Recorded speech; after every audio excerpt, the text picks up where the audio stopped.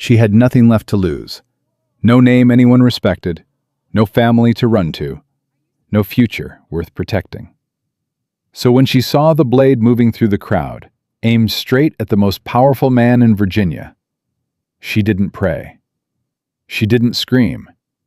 She crossed the room, grabbed him by the collar, and kissed him in front of everyone. It took 4 seconds. 4 seconds that destroyed the only life she'd ever known, and built something she never dared imagine. If this story moves you, subscribe, follow along until the very end, and drop your city in the comments. I want to see how far this story travels. The summer of 1815 sat heavy over Ashford Estate like a wet wool blanket, thick, suffocating, and impossible to shake. Eliza Carter had learned early that heat didn't care who you were. It pressed down on the backs of the wealthy the same as it pressed down on the poor. The difference was, the wealthy had parasols and cool drinks brought to them on silver trays. The poor had the back of their hand and whatever shade they could steal between tasks. She was 24 years old. She had been working inside the Ashford main house for 11 months, 2 weeks, and 4 days. She knew the count because she'd promised herself she wouldn't stay longer than a year. She hadn't decided what would happen after that. She just knew a year was the most she could survive in a place that treated her like furniture. That evening, the estate was hosting what Mrs. Hale, the head housekeeper, called the most important gathering of the Virginia season. Eliza called it something she'd never say out loud. 43 guests, 8 servants actively working the room, 3 musicians in the corner who hadn't been offered so much as a cup of water despite the heat. Long tables draped in white cloth, crystal that caught the candlelight and threw it in pieces across the ceiling. Eliza moved through it all like she always moved, quietly, efficiently, and as invisibly as she could manage. That was the skill no one ever acknowledged and everyone depended on. The ability to disappear inside a room full of people, to refill a glass before it was empty, to remove a plate before it became an embarrassment, to absorb the harsh edge of someone's voice without flinching, and then carry on. She had been doing it since she was 9 years old. "Carter," Mrs. Hale's voice came low and clipped from somewhere near the east window. "The tray on the sideboard. Move it before Colonel Whitmore sees it sitting there." "Yes, ma'am." Eliza crossed the room, lifted the tray, and turned. That's when she saw him. Not Mr. William Ashford. She'd seen him plenty. Tall, dark-haired, with the kind of composed expression that made it difficult to tell if he was bored or furious. He stood near the center of the room, speaking with 2 men she didn't recognize, holding a glass of bourbon he hadn't touched in the past 20 minutes. She noticed those things because she noticed everything. It was how she'd survived this long. What she saw now, though, had nothing to do with bourbon. The man standing behind William Ashford's left shoulder, the one with the gray waistcoat and the careful, pleasant smile, had his right hand tucked behind his back, and in that hand was a blade. Small, the kind that looked like nothing if you glanced at it wrong. The kind a man could drive between someone's ribs and be 3 feet away before the body finished falling. Eliza had grown up in the kind of neighborhood where she'd seen that exact blade before. She'd seen what it left behind. Her mind did something strange then. It went completely calm. She set the tray back on the sideboard. She looked at Mrs. Hale, who was already frowning at her. She looked at the 2 footmen flanking the far door, both of them watching the musicians, not the guests. She looked at the distance between herself and William Ashford. 12 feet, maybe 13. The man with the blade shifted his weight. Eliza moved. She didn't run. Running would have caused a scene, caused confusion, cost precious seconds. She walked fast and direct, the way she'd learned to walk when she needed to get somewhere without being stopped. Purposeful, like she'd been sent. She reached William Ashford in 4 steps. She grabbed the lapel of his coat with both hands, and she kissed him. The room didn't go silent immediately. It went silent in stages, the way a fire goes out, first the edges, then the center. First one conversation stopped, then another. Then the musicians stuttered to a halt, unsure if what they were seeing was real or some entertainment they hadn't been briefed on. William Ashford went completely still. Eliza kept her eyes open. She was watching over his shoulder as the man with the blade, his name, she would learn later, was Jonathan Reed, pulled back half a step, then another. His expression had shifted from calculated to confused. Whatever he'd planned, this wasn't part of it. She held the kiss for 3 full seconds. Then she stepped back. The silence in the room was the loudest thing she'd ever heard. William Ashford stared at her. His expression was unreadable.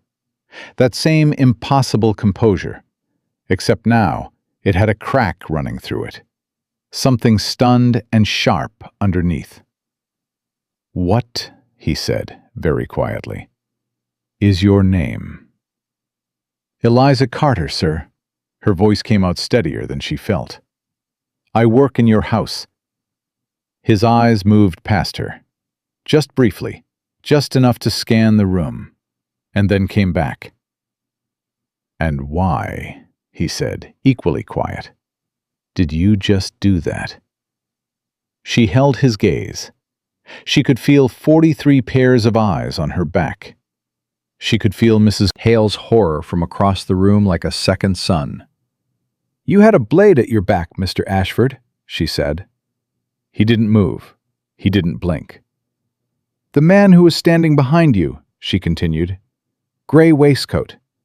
He's moved toward the south door. He had a knife." Something shifted behind his eyes. Not alarm, something older than alarm, like a man hearing confirmation of something he'd already suspected. "Are you certain?" "Yes, sir."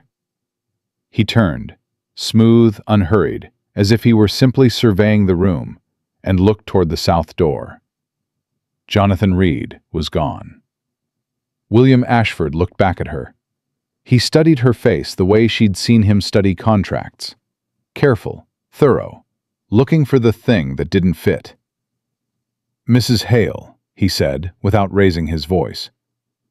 "Sir?"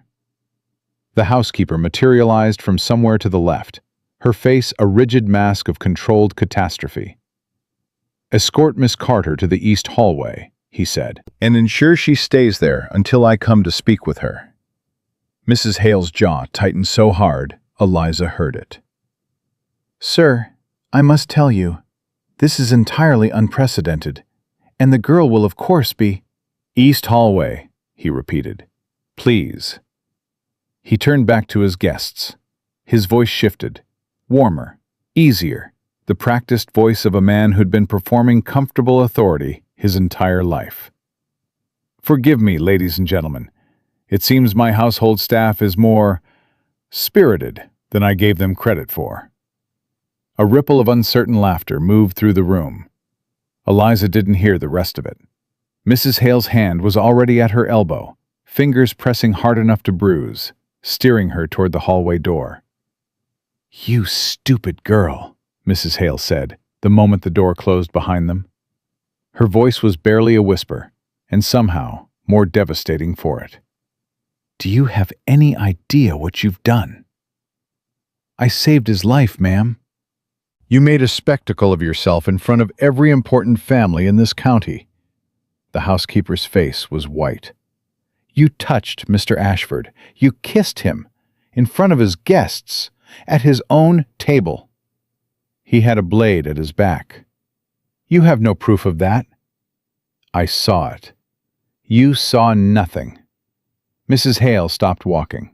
She turned to face Eliza fully, and her voice dropped even lower. "You are a housemaid, Carter. You have no standing here, no family name, no one who will speak for you. If Mr. Ashford decides to dismiss you tonight, you will leave with nothing. You understand that? Nothing. No reference, no coin, nothing. Eliza understood it perfectly. "Yes, ma'am," she said. She waited in the east hallway for 40 minutes. She could hear the party continuing. The music resumed. The voices settled back into their careful social rhythms. Someone laughed too loudly at something. Glass clinked against glass. She stood with her hands folded in front of her and thought about the blade, about the angle of the man's wrist, about the way he'd shifted his weight right before she moved. She thought about her mother, who had worked in a house like this one for 30 years and died of a fever in a rented room with a broken window. She thought about the year she'd promised herself. The door at the far end of the hallway opened. William Ashford walked in alone.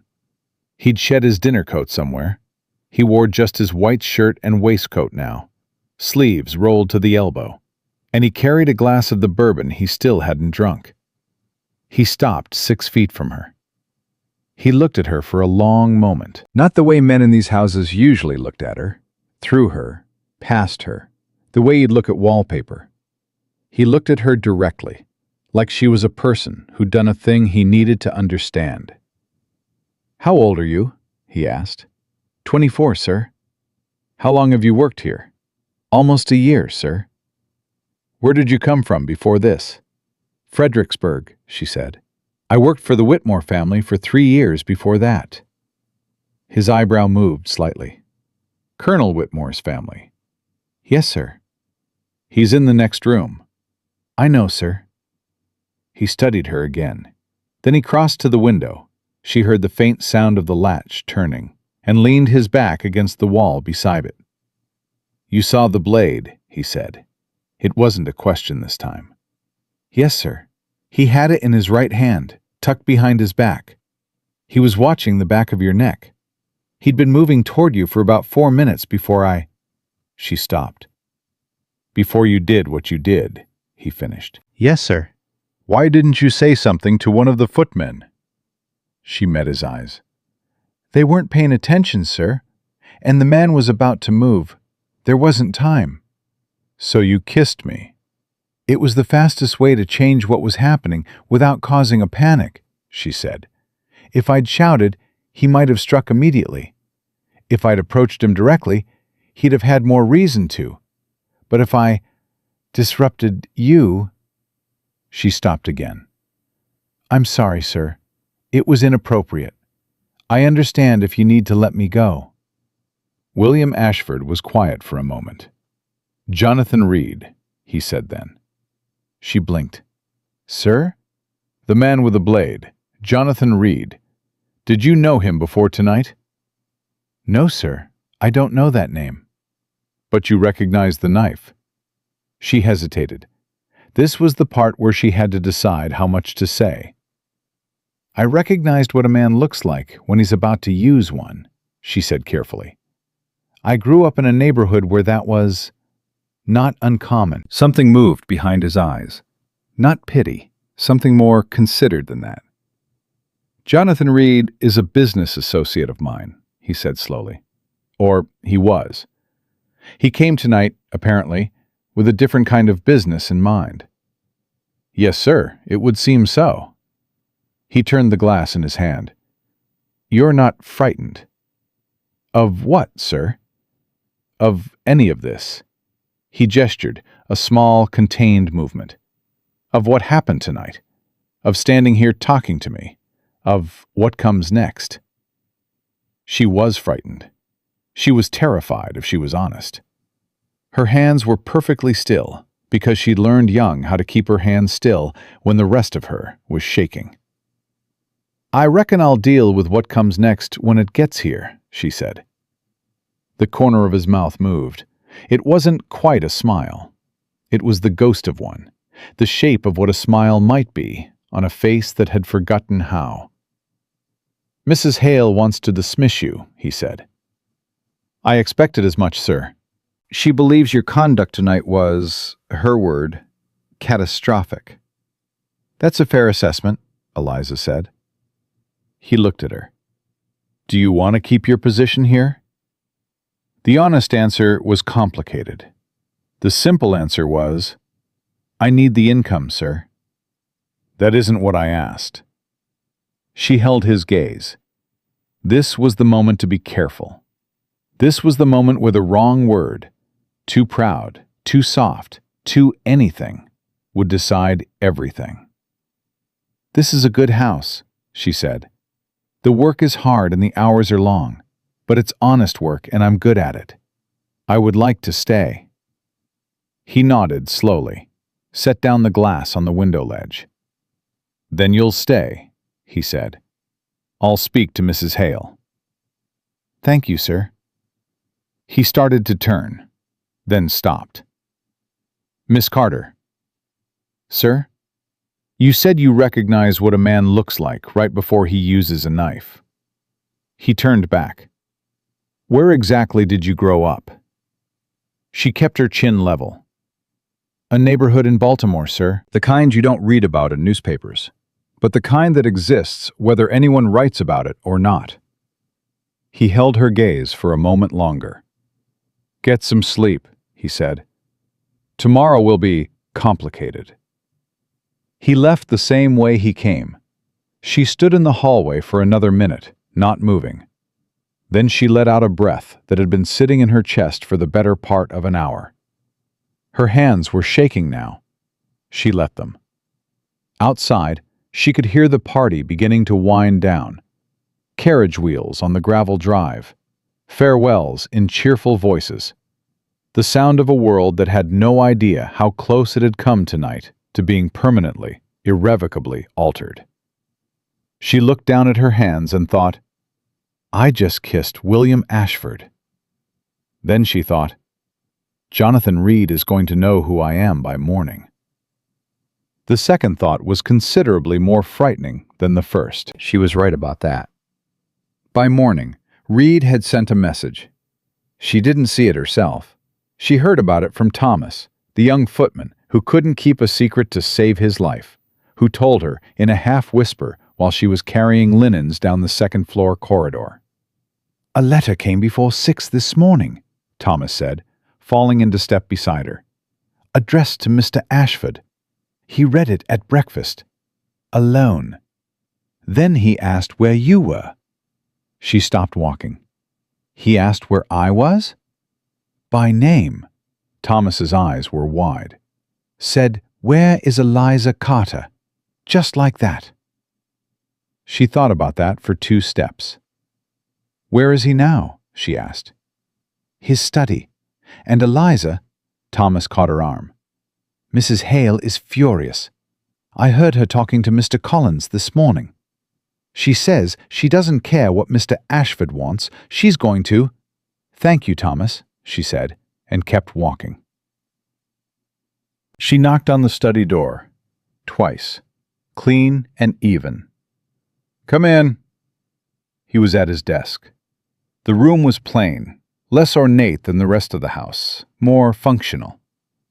Books stacked by topic, not by appearance. Papers organized. A single window with the curtains open because he preferred light to privacy. She'd noticed that in the months she'd worked here. He looked up. His face was tired in a way that hadn't been there the night before. Or maybe it had been, and she simply hadn't been close enough to see it. "Close the door," he said. She did. "Sit down." She hesitated. Servants didn't sit in this room unless they were being dismissed. "Miss Carter," he said evenly. "Sit down." She sat. He looked at her for a moment. Then he turned the letter on his desk so it faced her and pushed to the cross. She leaned forward and read it. It was short, precise. The handwriting of a man who'd learned to write for effect. Mr. Ashford. I trust last evening served as a demonstration of possibility. I am a patient man, but patience has limits. The matter we discussed in March has not been resolved, and I find myself in possession of documents that would be of considerable interest to the Virginia courts and to your neighbors. I will call on you Friday next. I trust you will have something to offer beyond your housemaid's rather theatrical intervention. J. Reed. Eliza looked up from the letter. He knows my name, she said. Yes. He already knew it last night, before this morning. It would appear so. William Ashford leaned back in his chair. His hands were flat on the desk. She noticed he held himself still the same way she did, the habit of a person who'd learned not to let the body say what the face wouldn't. That concerns me more than the knife. It should, she said. Then she caught herself. Sir. The almost smile appeared again, gone as quickly as it came. I'm going to tell you something that I've not told anyone else in this house, he said. Not Mrs. Hale, not Collins, no one. She waited. Jonathan Reed has been attempting to blackmail me for 4 months, he said. He claims to have documents, letters, contracts, testimony that suggest my father was involved in the fraudulent acquisition of land belonging to 3 families in this county, that those families were removed by legal maneuvering that Reed helped engineer, and that my father paid for that service. He paused. My father is 3 years dead. I inherited this estate without knowledge of how he obtained all of it. The room was very quiet. The documents, she said carefully, are they real? His jaw moved. I don't know. Some of what Reed has described is consistent with things I found in my father's records, things I couldn't explain. He looked at her directly. That is not something I would say to another living soul. Why are you saying it to me? Because, he said, you walked into a room full of powerful men, saw something no one else saw, and made a decision in 4 seconds that most people wouldn't have made in 4 minutes. And because Reed's letter includes your name, which means you're already in this, whether either of us prefers it or not. She sat with that for a moment. What does he want? She asked. Money, land, silence. The particular shape of it changes each time we speak. His voice stayed flat, but she heard the exhaustion underneath it. He wants enough to make him comfortable, and enough over me to keep me manageable. And if you don't give it to him? He goes to the courts with what he has, or to the newspapers, or both. He turned the letter back toward himself. The legal matter might be survivable. The social matter, in this county, with my father's name, my family's name, would not. Eliza looked at the letter. She thought about the way Jonathan Reed had smiled at the party last night. Pleasant. Patient. The smile of a man who knew exactly where all the exits were. You said he has documents, she said. Yes. Where does he keep them? William Ashford went still. She looked up and found him watching her, with an expression she couldn't quite read. Miss Carter, he said slowly. I'm not suggesting anything yet, she said. I'm asking a question. He has rooms at the Gilmore Inn in town.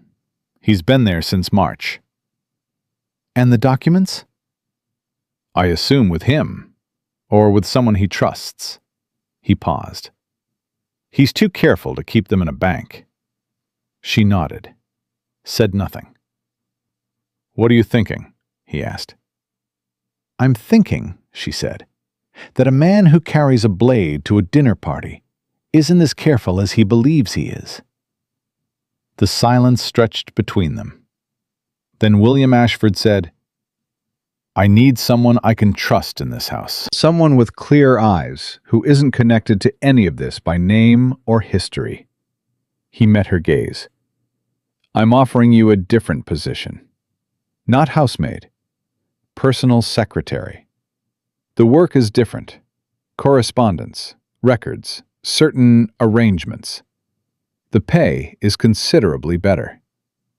She looked at him. And the risk? Considerable, he said, without flinching. She thought about her mother, about the rented room and the broken window, about 11 months of invisible work in a house that didn't know she existed. She thought about Jonathan Reed's pleasant smile, and how he already knew her name, and how that meant her old life, the invisible one, the safe one, was already over. "When do I start?" she said. He looked at her for a long moment. The morning light came through the window and made the room feel, briefly, like something other than what it was. "You already have," he said. She didn't sleep that night. She lay in her narrow bed in the servants' quarters and stared at the ceiling, and thought about every step of what was coming. She thought about Reed's letter and the documents he claimed to have. She thought about William Ashford's face when he said, "I don't know." The face of a man carrying something too heavy for one person. She thought about the kiss, about the way the room had gone silent, about the look on Mrs. Hale's face. She had spent 11 months making herself invisible in this house. In 4 seconds, she had made herself the most visible person in the room. She pressed her hands flat against the mattress and breathed. "You already have," he'd said. She didn't know yet what that would cost her. She didn't know what it would build. She only knew that somewhere on the other side of this, on the other side of Jonathan Reed and his documents and his careful, patient smile, there was something she couldn't quite see yet. She'd spent her whole life wanting small things. She wondered, for the first time, what it would feel like to want something larger. Mrs. Hale caught her in the upstairs corridor before breakfast was cleared. Not a coincidence. Eliza had worked in enough houses to know when someone had been waiting. "A word," the housekeeper said, not a request. Eliza followed her into the linen room, small, windowless, the kind of space where conversations went to disappear. Mrs. Hale closed the door. She didn't waste time on preamble. "Mr. Ashford has informed me of your new arrangement," she said. "I want you to understand something very clearly, Carter.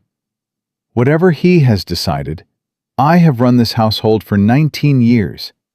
I know things about this family that would make your hair go white." "Yes, ma'am." "Don't yes, ma'am me." The older woman's voice dropped. "I am not your enemy. I am trying to warn you.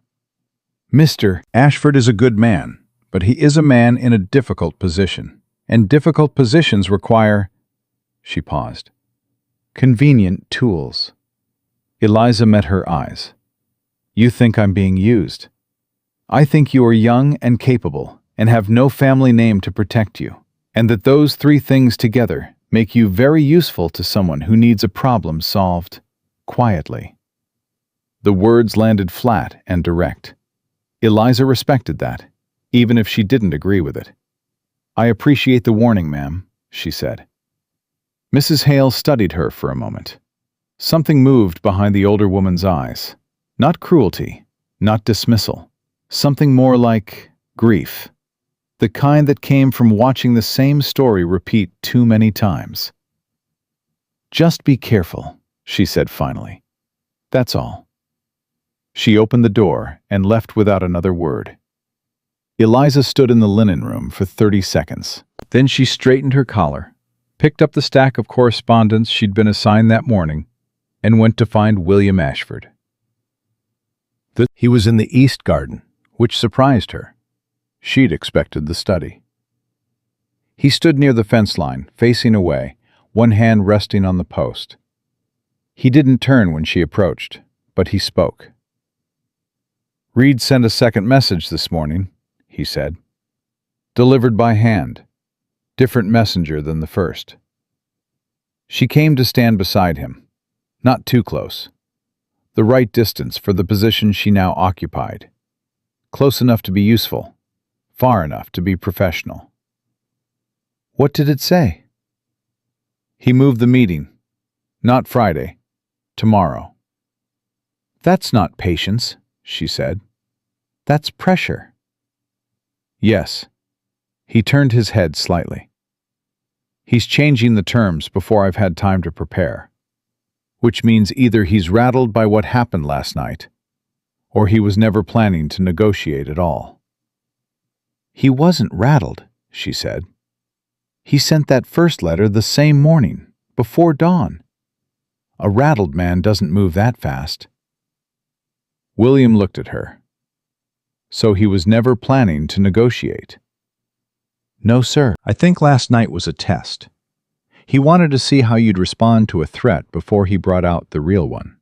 The silence between them had a particular quality. Not uncomfortable, but weighted. Like two people standing on the same side of a problem for the first time. I've been handling this alone for 4 months, he said, half to himself.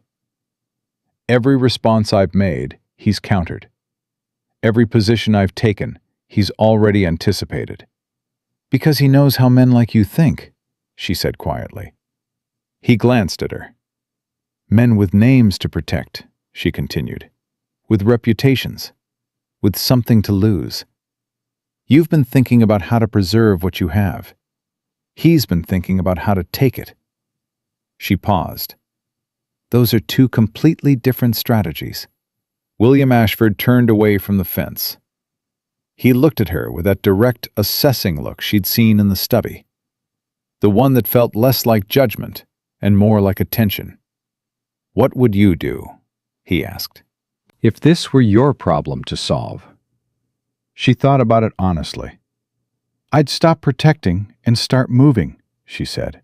A man who holds all the cards only wins if you sit still long enough for him to play them. And if he plays them anyway? Then you make sure that when the cards are on the table, they tell a story that suits you. He was quiet for a moment. You think like someone who's been in bad situations before, he said. I have been, sir. Care to be specific? She met his eyes. Not particularly.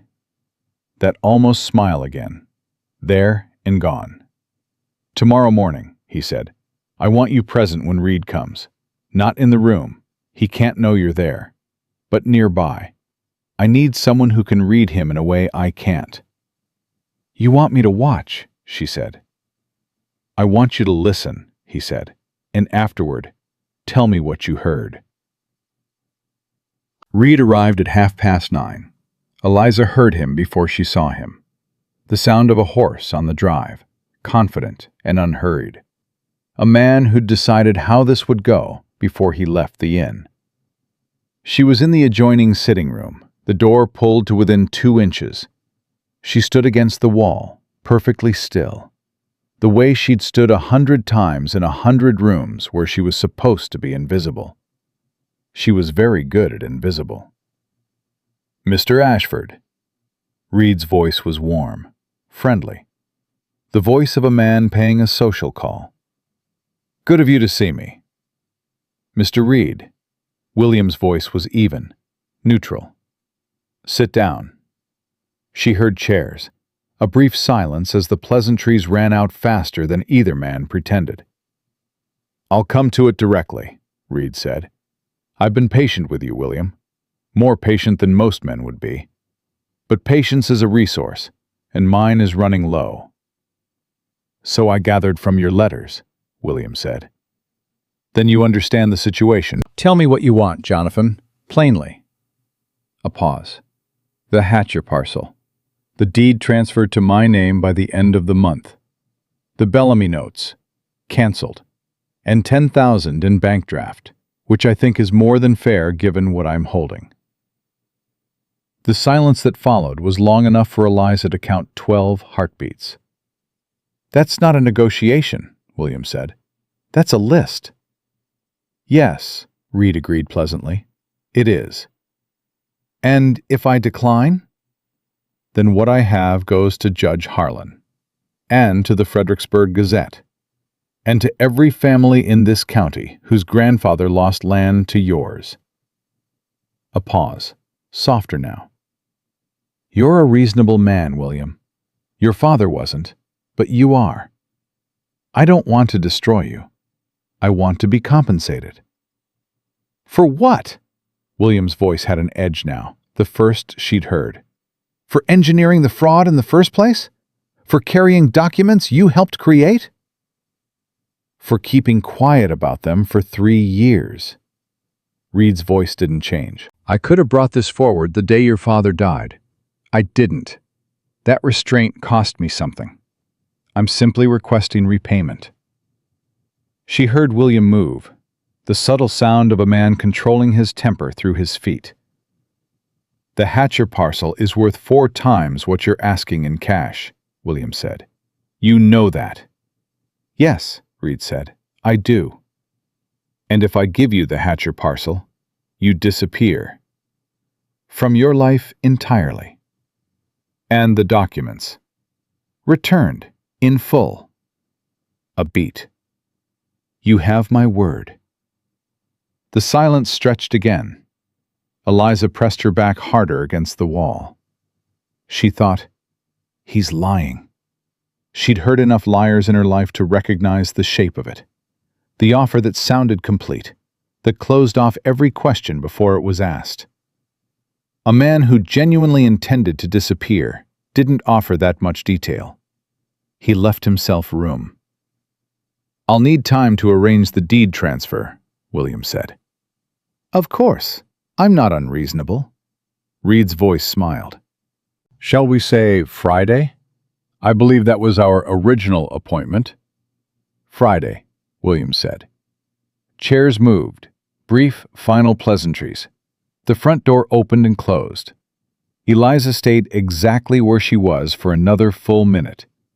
Then William Ashford opened the sitting room door. She looked at him. He's lying, she said. His jaw tightened. I know. He's not going to disappear. Even if you give him everything on that list, he'll be back in a year with something else. She watched his face. You already knew that before he sat down. Yes. Then why did you agree to Friday? Because I needed to know what he actually wants. He crossed the room to the window. The Hatcher parcel is significant. It borders 3 other properties. If he holds that land, he controls the water access for half the county's eastern farms. That isn't compensation. That's a position. She thought about that. He's not leaving Virginia. No, William said. He's setting up in it. The weight of that settled between them like a stone dropping into still water. The documents, she said. If you give him the land and he keeps them, he keeps leverage over me indefinitely. He turned. Which is the point. She nodded slowly. Her mind was already moving, through the pieces of what she knew, through the layout of Reed's position, through the things he'd said and the things underneath the things he'd said. He has the documents at the inn, she said. Presumably. Has he ever mentioned anyone else holding copies? A lawyer? A contact? William's eyes sharpened. No.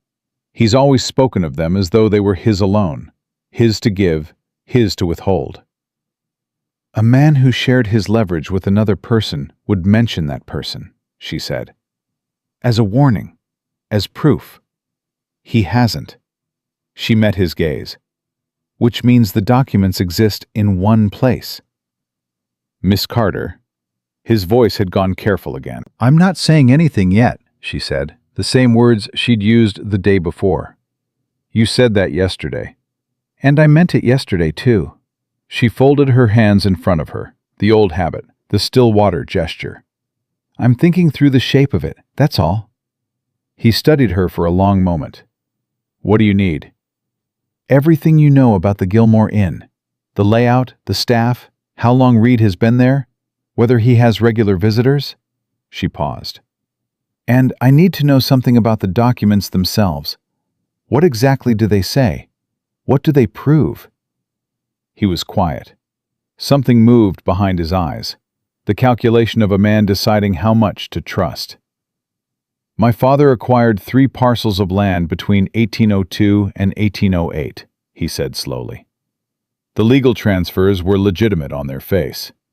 But the families who sold, The Hatchers, the Clarks, the Morrows, they have claimed for years that the sales were coerced, that there were threats, that my father used men like Reed to manufacture legal pressure that left them no choice. And the documents Reed has. Letters signed by my father, describing, specifically, the methods used. His jaw tightened. In his own hand, in considerable detail. The room was quiet. If those letters are real, she said carefully. They may be. He said it without looking away. My father was not a gentle man, Miss Carter. He built this estate over 30 years, and he built it the way men of his era built things. I have spent 3 years trying to be a different kind of man than he was. I have tried to be fair to this county, to these families.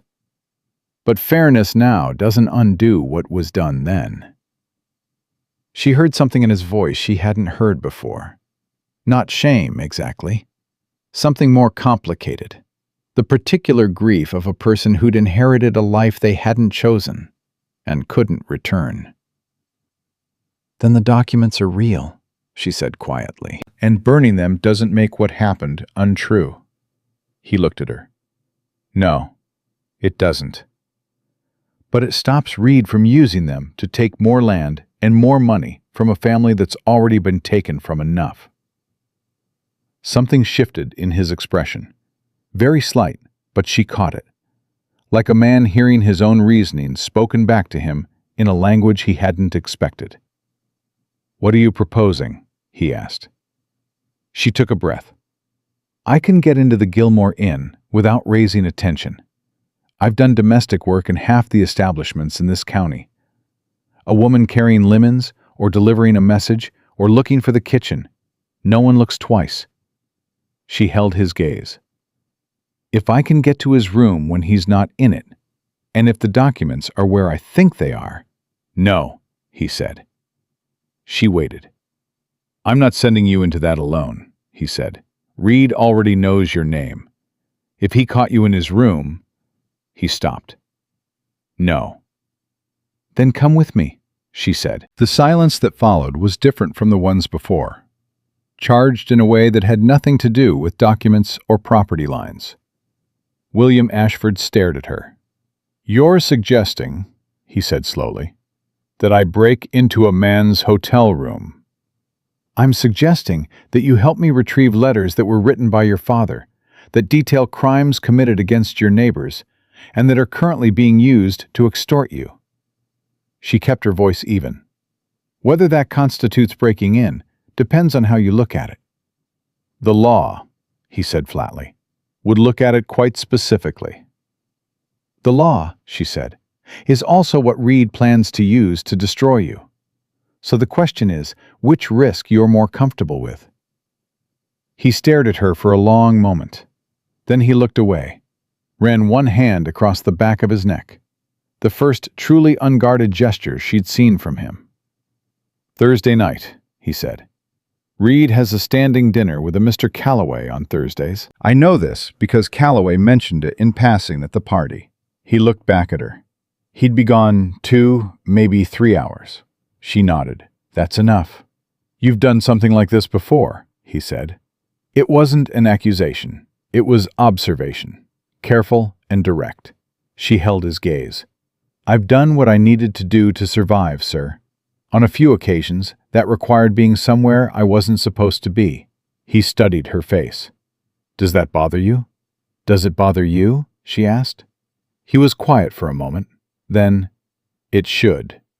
Yes, she agreed. But it doesn't. Not enough to stop. The afternoon light lay across the room between them, and for a moment, neither of them moved. Thursday night, he said finally. Thursday night, she confirmed. The days between felt longer than they should have. She went about her new duties. Correspondence sorted, records organized. 2 letters drafted in William's voice that she'd composed entirely herself, after he read her first attempt and said, simply, "Do it again, but say what I actually mean this time." She did. He didn't correct the second draft. She learned the rhythms of the house differently from the inside of the study. She learned that William Ashford woke before 5 and was at his desk by 6, that he didn't eat enough and didn't sleep enough, and carried the quiet weight of someone who'd been managing too much alone for too long. She learned that he read her face the same way she read his. On Wednesday evening, she went to the kitchen to get water and found Thomas waiting. "Someone's been asking about you in town," he said without preamble. She went still. "Who?" "Don't know. Man asked at the dry goods store. Asked the woman at the post office." Thomas's eyes were wide and unhappy. "Asked what you looked like, where you were from." She set the glass down on the table. "Thomas," she said carefully, "did you tell anyone about the new position? About me working for Mr. Ashford directly?" He had the grace to look guilty. "I might have mentioned it. At church Sunday. I didn't think—" "It's all right," she said, and meant it, because Thomas was 20 years old and kind-hearted and had no idea what he was adjacent to. "Don't mention it again." She went to find William. He was still in the study. He looked up when she came in, read something in her face, and put down his pen. She told him what Thomas had said. He listened without interrupting. "Read," he said when she finished. "He's building a picture," she said. "He wants to know if I'm a liability or a resource. If I'm someone who can be threatened." "Can you be?" he asked. The question was flat, direct, no softening. She thought about it honestly. "Not the way he expects," she said. William looked at her. His expression was doing that thing again. The careful weighing, the attention that felt different from scrutiny. "We go tomorrow night," he said. "Not Thursday. Tomorrow." "Why?" "Because Reed is moving faster than I expected." He picked up his pen and set it back down again. "And because Mrs. Hale was right. I've been reacting. I'm done reacting." She looked at him. She thought about what Mrs. Hale had said in the linen room. Convenient tools. She thought about the way William Ashford hadn't once, in 3 days, spoken to her the way men in these houses usually spoke to women in her position. She thought, that doesn't mean she was wrong. She thought, it doesn't mean she was right either. "Tomorrow night," she said. "Yes." He met her eyes. "And Miss Carter, if anything goes wrong—" "Then I was acting alone," she said. "You knew nothing about it." His jaw tightened. "That wasn't what I was going to say." She waited. He looked at her for a moment that stretched a beat too long. "Be careful," he said. She thought about all the times in her life someone should have said that to her and hadn't. She thought about the small, careful life she'd spent 11 months building inside this house. She thought about the way Jonathan Reed already knew her name. "I always am, sir," she said, and left him to his papers. That night she lay in her narrow bed and stared at the ceiling and didn't sleep at all. Because tomorrow, everything was either going to get better or it was going to collapse entirely. And she'd made peace with both. They left Ashford Estate at 8:30. No carriage. William had been clear about that. A carriage meant a driver, and a driver meant a witness.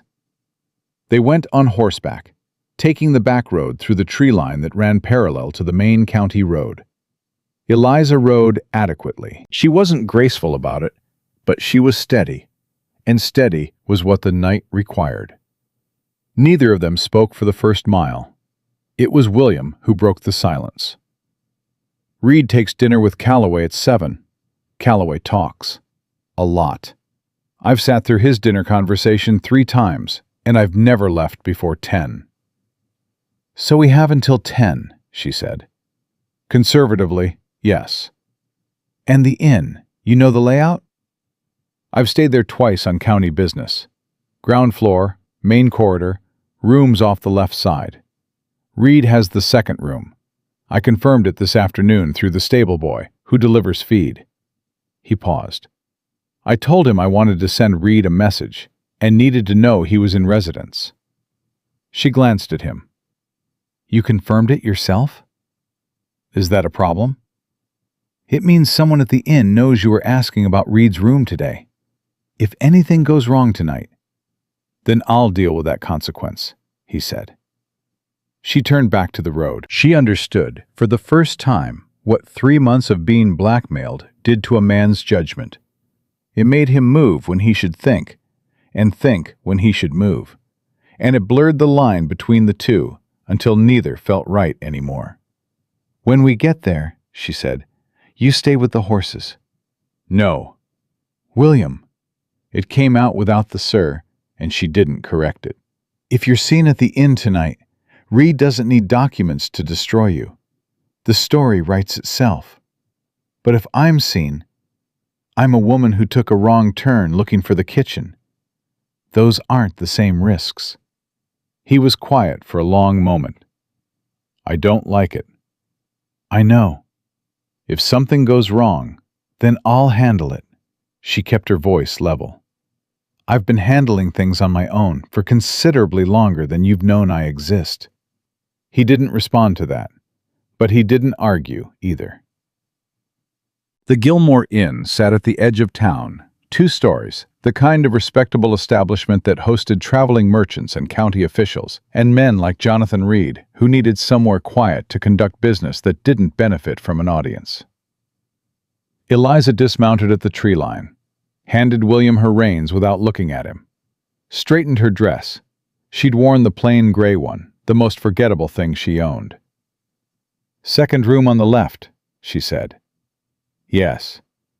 If he comes back early, I'll find a reason to delay him. His jaw was tight. A conversation, a thrown shoe, something. She nodded. She walked toward the inn like she'd been sent there. The side door was unlocked, which was both fortunate and careless in the way that most things in comfortable establishments were careless, because no one who stayed here had ever given them reason not to be. The corridor was dim and smelled of tallow candles and boot leather. 2 doors on the left. She stopped at the second one and listened. Nothing. She tried the handle. Locked. She'd expected that. She reached into her pocket and pulled out the narrow piece of wire she'd taken from the sewing kit that morning, the one she'd spent 40 minutes the previous night practicing on the lock of the pantry door until she could do it without thinking. It wasn't a skill she'd advertised. It was a skill she'd needed exactly twice before in her life, both times in Baltimore, neither time in circumstances she'd describe to polite company. 15 seconds. The lock gave. She was inside. She didn't waste time looking around. She went straight for the most likely places. The traveling trunk first, the flat surface of the writing desk second. The saddlebag hung over the chair back third. The trunk was locked. She left it. The desk had papers, correspondence, a few receipts, nothing she needed. The saddlebag. She opened the outer flap, felt inside. Her fingers touched a leather document case, flat and tied with a cord. She pulled it out, untied it. Inside were 4 letters, folded and sealed with old wax. She tilted them toward the faint light from the corridor gap under the door. The handwriting on the first one stopped her cold. She'd seen William Ashford's handwriting for 3 days. She knew the shape of it, clean, controlled, certain. This wasn't his. This was older, looser. The confident scrawl of a man who'd never expected anyone to question what he wrote. George Ashford, his father. She unfolded the first letter just enough to read the first line. The matter of the Hatcher property has been resolved as discussed. The family will not contest further.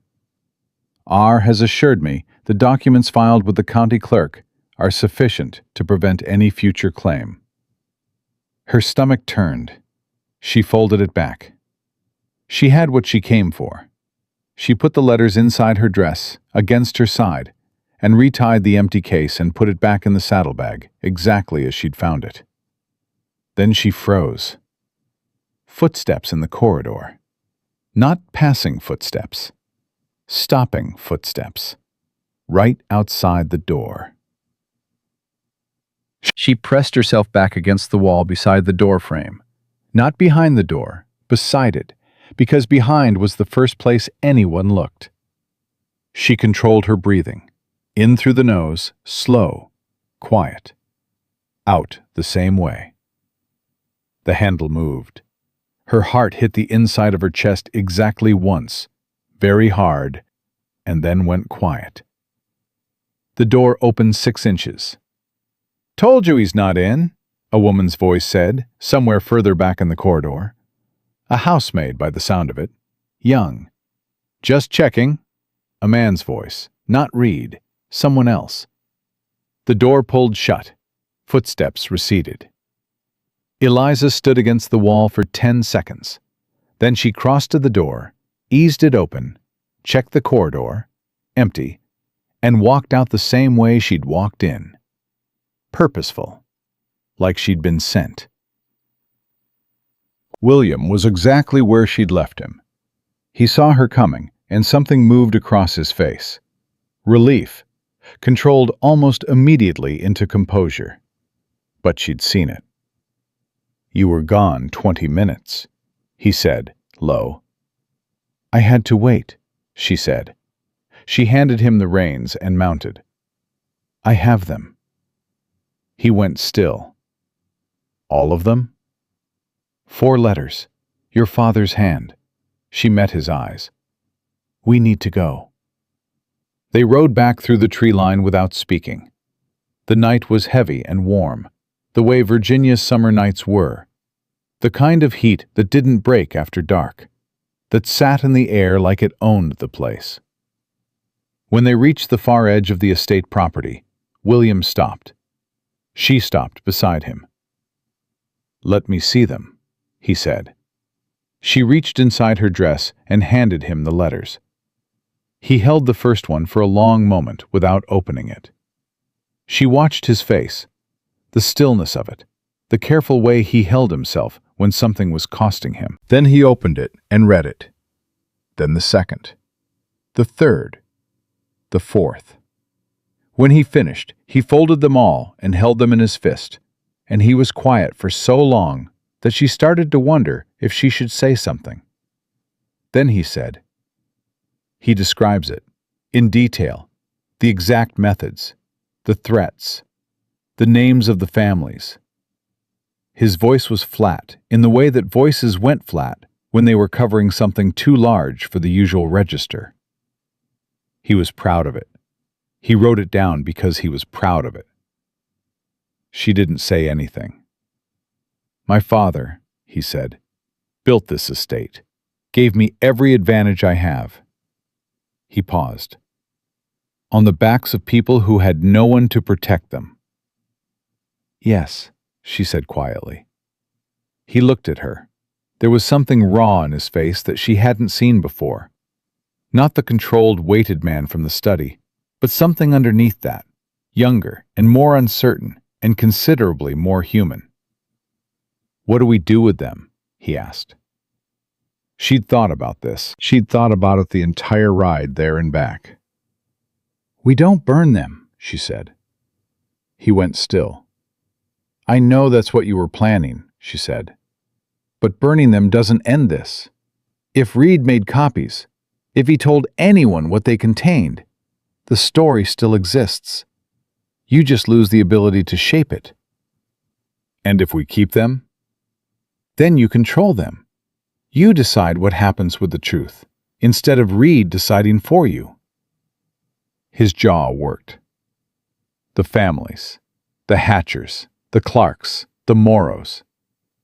"Yes," she said. "If what my father did can be corrected, even partially." He stopped. "That isn't a simple thing." "No," she agreed. "It isn't." "It could take years. It could cost—" He stopped again. "It could cost a great deal," she said evenly. Yes. He looked at her for a long moment. The night sat around them, heavy and still. Somewhere off in the tree line, something moved. An animal, small and quick, gone before they could see it. "You're telling me," he said slowly, "to do the right thing." "I'm telling you what your options are," she said. "What you do with them is your decision." He looked down at the letters in his hand. "Reed comes Friday," he said. "Yes." "He'll expect either the deed transfer or the money." "He'll expect compliance," she said, "one way or another. When he finds the letters gone, he'll know it was us." She kept her voice steady. "There's no pretending otherwise. The question is what position you want to be in when that conversation happens." He looked at her. "You have a plan." It wasn't quite a question. "I have the beginning of one," she said. "But I need to know something first." "Ask." "The families, the Hatchers, the Clarks, the Morrows. Are any of them still in this county? Do any of them still have standing? People who would remember? People who would speak?" He thought for a moment. "Margaret Hatcher, the eldest daughter. She married a farmer in Spotsylvania. She's in her 50s now. Her father died without ever recovering the land." He paused. "The Clark boy, Thomas Clark. He's a lawyer now, in Richmond." "A lawyer?" she said. "Yes." She nodded slowly. Something was taking shape in her mind.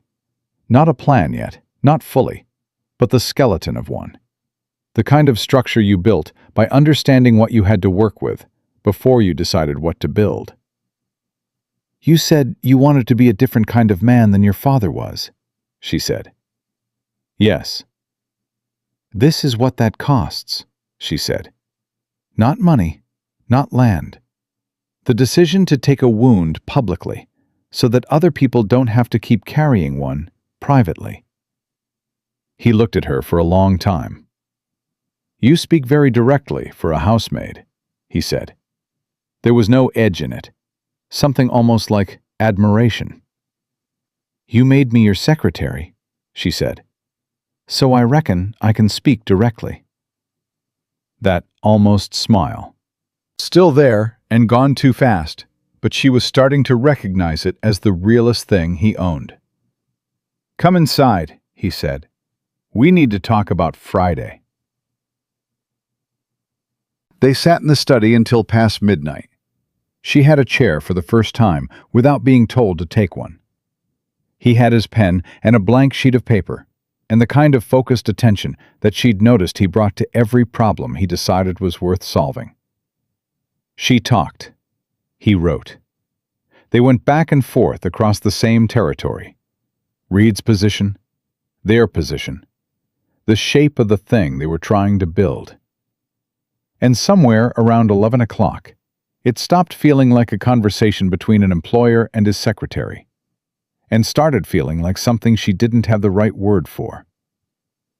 "He'll come in expecting to win," she said. "So we let him think he is. We don't show the letters, we don't show anything different. We let him make his demands. And then? And then you tell him you need 3 days to arrange the deed transfer.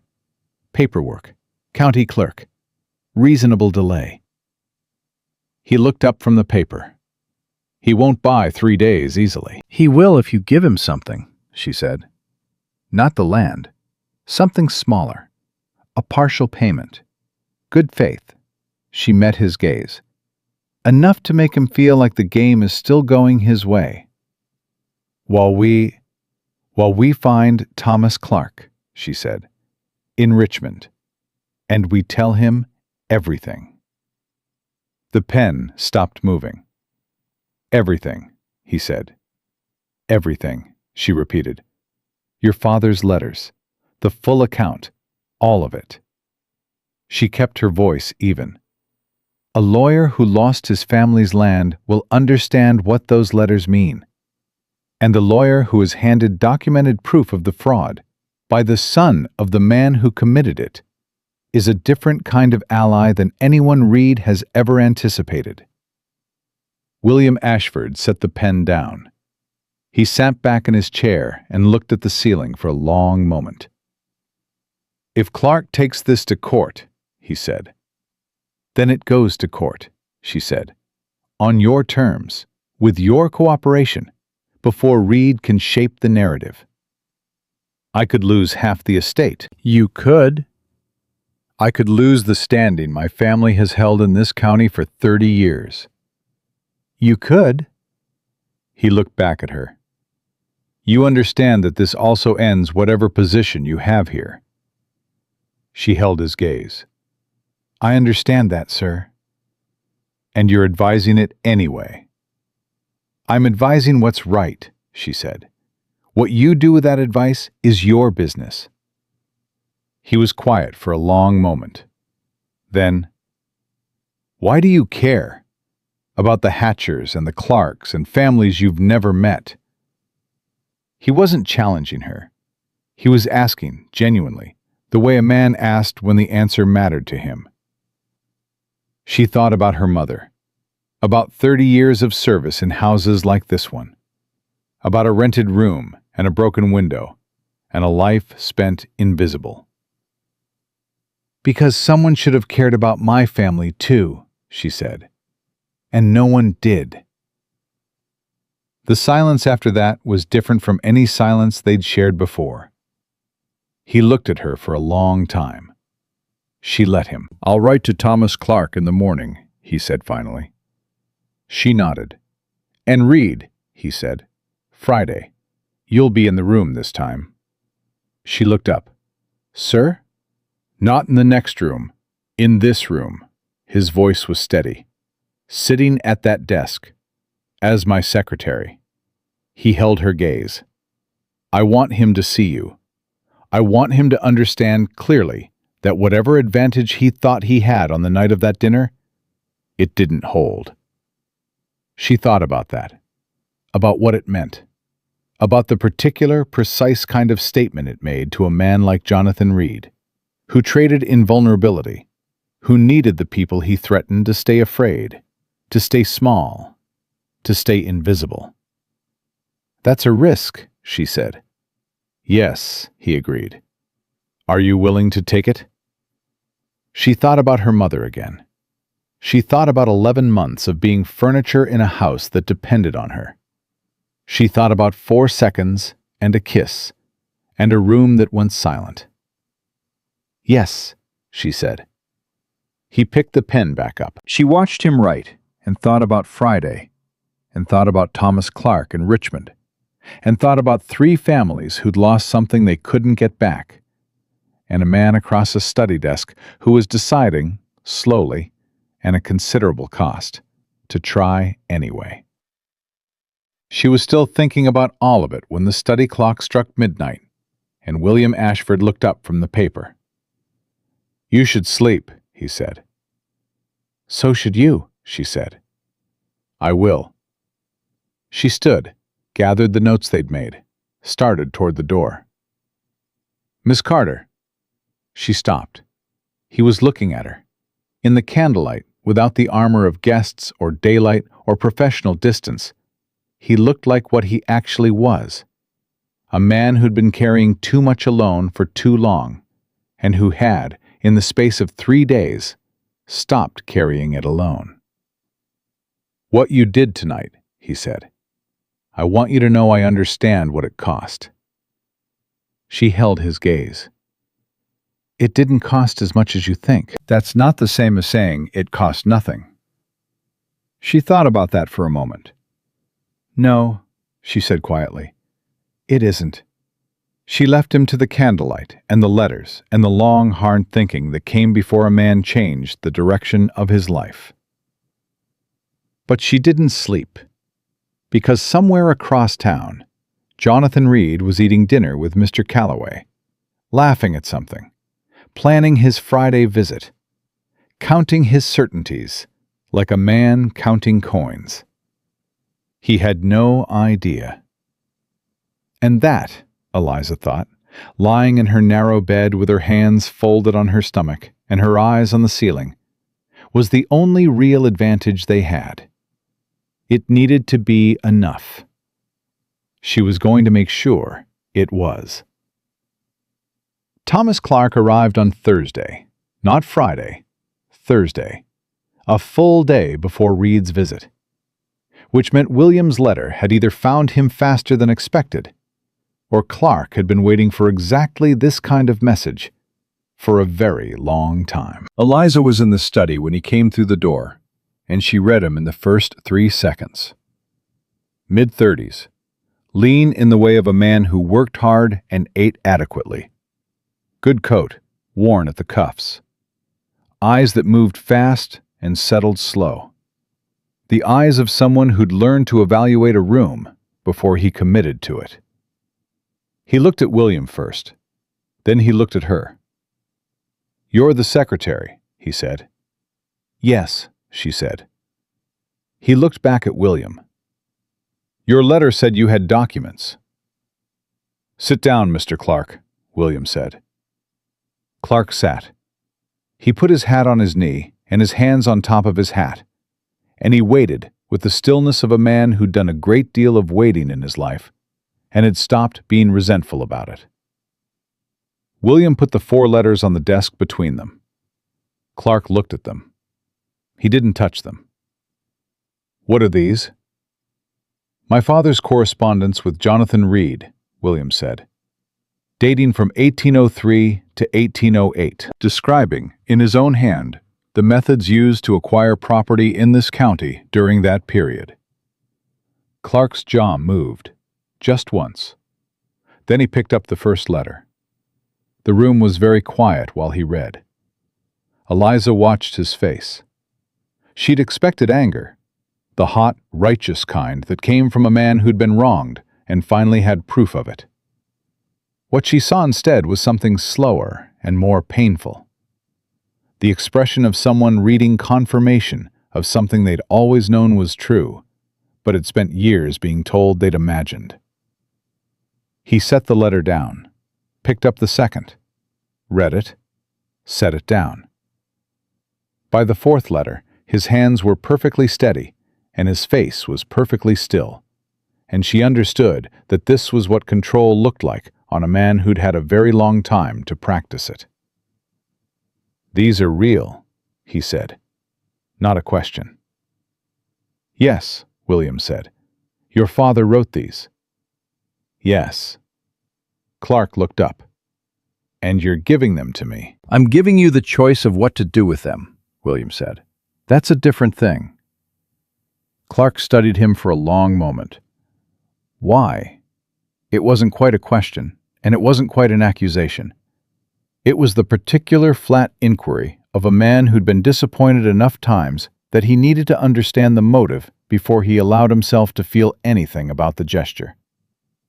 "Because they belong with you more than they belong with me," William said. "And because a man named Jonathan Reed has been using them to extort this family, and I am done letting him." "Reed." Clark's eyes sharpened. "I know that name." "Most people in this county will, soon enough," William said. "He comes here tomorrow, expecting to finish what he started. I intend to disappoint him." Clark set the letters down in a careful stack. He looked at them for a moment.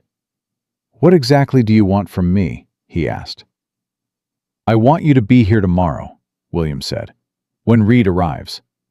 The silence that followed had weight to it. Clark turned his hat over on his knee, once, twice, the unconscious movement of a man thinking through something large. "You understand what happens if I take these to court," Clark said slowly. "To the full extent of what they describe?" "I understand," William said. "You could lose the east parcels, possibly the riverland. The county court would likely—" "I know what the county court would do," William said. "I've had legal counsel on this question for 2 months." Clark looked at him. "And you're still asking me to come tomorrow?" "Yes."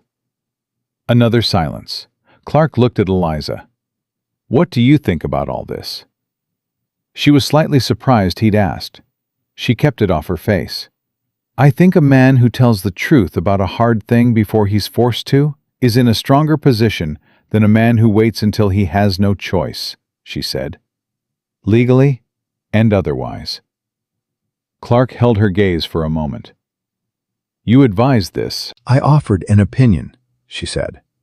"Mr. Ashford made the decision." Clark turned back to William. Something in his face had shifted. Not softened exactly, but opened slightly. The way a door opens when the person behind it decides you might be worth letting in. "I'll be here at 9, he said. Reed arrived at 9:10 the next morning. He came alone, which told her something. A man who brought company to a meeting like this had something to prove. A man who came alone believed he'd already won. She was at the desk when he walked in. She felt his eyes find her immediately, that quick, precise flicker of recognition and recalculation that a man like Reed did automatically, the way other people breathed. "Miss Carter," he said pleasantly. "What a surprise." "Mr. Reed," she said, and looked back down at her work. He shifted his attention to William. "I see you've made some changes to your household." "Sit down, Jonathan," William said. Reed sat. He was relaxed, leaning back, one ankle crossed over a knee, the posture of a man who'd walked into 100 rooms like this one and walked out of all of them richer than he'd entered. "I trust you've had time to consider the terms," he said. "I've had time to consider a great many things," William said. Eliza kept her eyes on the papers in front of her, but every part of her attention was in the center of that room. "The Hatcher parcel," Reed said. "The Bellamy notes. 10,000.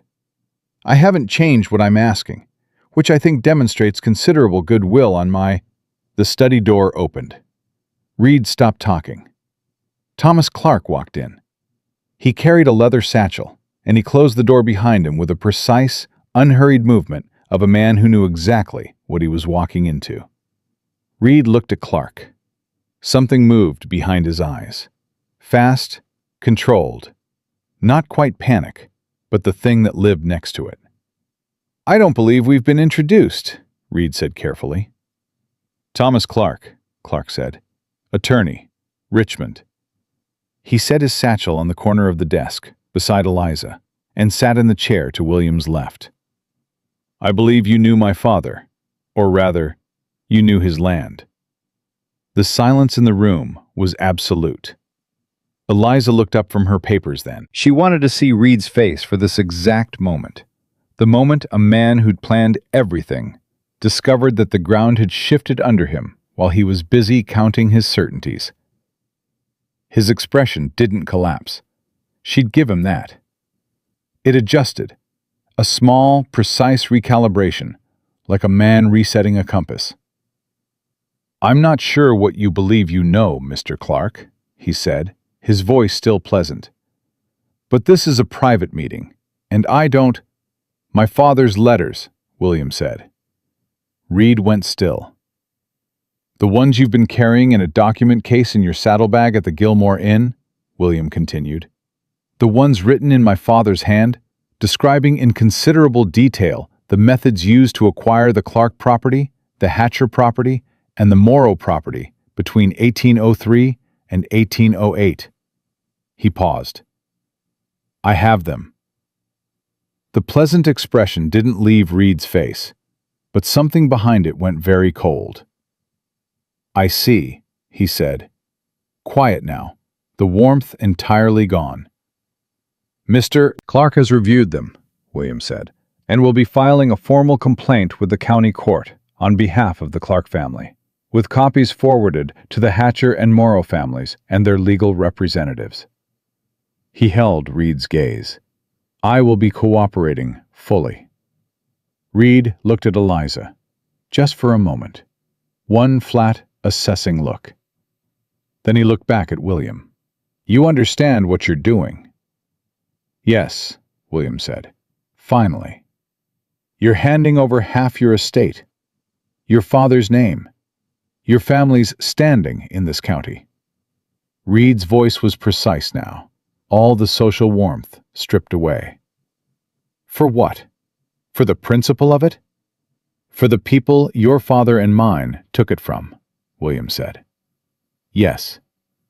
Reed was quiet for a moment. He looked at Clark. He looked at the satchel. He looked at Eliza one more time, and she held his gaze, steady and direct, the way she'd been taught by every hard thing she'd ever survived. Miss Carter, he said. His voice was quiet and deliberate. You're very clever. I'll give you that. Thank you, she said. It won't protect you, he said. Whatever you think you've built here, whatever position you believe you hold, women in your situation don't come out of these things well. You understand that. The room had gone very still. Jonathan? William's voice was low and had an edge she'd never heard from him before. Something hard and final underneath it. You're going to want to be very careful about the next thing you say. Reed stood. He straightened his coat with one smooth, unhurried gesture. He picked up his hat. My lawyer will be in contact, he said. Entirely calm, entirely collected. The composure of a man who'd lost this round and was already calculating the next one. Mr. Reed, Clark said. Reed paused. I want you to understand something. Clark's voice was even. These letters, combined with the testimony I've already gathered from 2 surviving members of the families affected, constitute a significant legal case, with or without your cooperation. He paused. However, there is a version of this where your role is described as that of a witness to fraud, rather than a participant in it. The distinction matters legally. Reed looked at him. That version, Clark continued, requires your testimony, your honest account of what George Ashford directed you to do, what you witnessed, what you were paid for. He held Reed's gaze. I am not offering you immunity. I am offering you a choice between 2 different kinds of consequences. The silence stretched long and thin. Reed looked at William, at Clark, at Eliza. Then he put his hat on and walked out. The door closed. Nobody in the room moved for a moment. Then Clark let out a long, slow breath and reached into his satchel and pulled out 3 more letters. He laid them on the desk. Eliza looked at them. What are those? Copies, Clark said, of the originals, made last night. He looked at William. I took the liberty. I hope that's acceptable. William stared at the letters. You made copies. Before I arrived here this morning, I left one set with a colleague in Richmond, another with a contact at the Fredericksburg Gazette. Clark's voice was absolutely calm. If anything happens to me, to you, or to the originals before this matter reaches the courts, the story exists regardless. Eliza looked at Clark with new appreciation. William sat back in his chair. He looked like a man who'd braced for an impact and found it both worse and better than he'd anticipated. Worse in the ways he'd known it would be. Better in the ways he hadn't. He'll retaliate, William said. Yes, Clark agreed. I don't know what form it'll take. Neither do I, but I know what form it won't take. Clark gathered the letters back into his satchel. He won't go to the courts with anything now. Whatever he was holding back, whatever other piece of this he planned to use, he can't deploy it without drawing attention to his own role. That's why I made the copies before I came. William looked at him. You anticipated this outcome. I anticipated several outcomes, Clark said.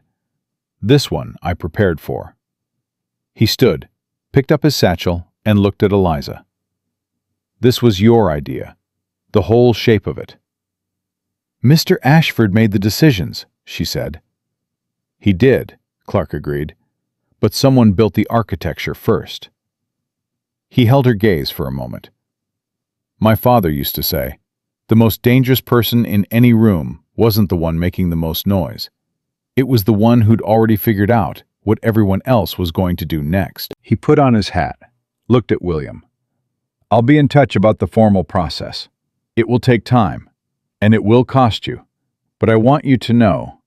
He paused, and something moved across his face that he didn't entirely manage to contain. "What you've done today, my father spent the last 20 years of his life believing no one would ever say out loud that he was wronged. He died believing that." He stopped. He should have known differently. He left. The study felt different after he was gone. Quieter. The particular quiet of a room where something large and irreversible had just happened. William sat at his desk. He hadn't moved left. Eliza sat in her chair and gave him the silence, because she understood that some things needed to be felt before they could be spoken about. After a while, he said, "I keep thinking about the look on Reed's face when Clark walked in." "He recalculated," she said. "He didn't break, but he recalculated." "He'll come back at this from another angle." "Probably," she said, "but not the same angle, and not with the same leverage." She looked at him. "You took his weapon away." "We took it away." She didn't argue with that. "He'll spend the next month trying to find a new position. By the time he does, Clark will have the complaint filed, and the story will already in the hands of people Reed can't threaten." William nodded slowly. He looked at the desk, at the empty space where the 4 letters had sat. "The East parcels," he said. "Clark's assessment is that the court will likely require the return of at least 2 of the 3 original properties. Depending on current value and improvements, the compensation for the Hatcher and Morrow families could be substantial." "Yes," she said, "this estate will look very different in 3 years." "It'll still be standing," she said. "That matters." He looked at her. "Does it? To you?" She thought about that honestly.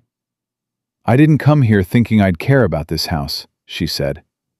"I came here to last a year and leave with a reference and move on." She paused. "But things changed." "When?" She considered lying. "Somewhere between the study and the Gilmore Inn," she said. "I'm not entirely sure of the exact moment." He held her gaze. Something in his expression had shifted again. Not the raw openness she'd seen after the letters. Something different. Something more careful and more deliberate, and somehow, because of both those things, more honest. "I owe you a considerable debt," he said. "You pay me a salary," she said. "That isn't what I mean." "I know what you mean." She looked at him steadily. "And I reckon the time for talking about that isn't today. Today was large enough without adding to it." He was quiet for a moment. Then, "Fair enough." She stood, gathered her notes, moved toward the door. "Eliza." She stopped. First name, no miss in front of it. She'd heard him use it once before, in the study at midnight, when he was tired enough that the formal edges wore down. She turned.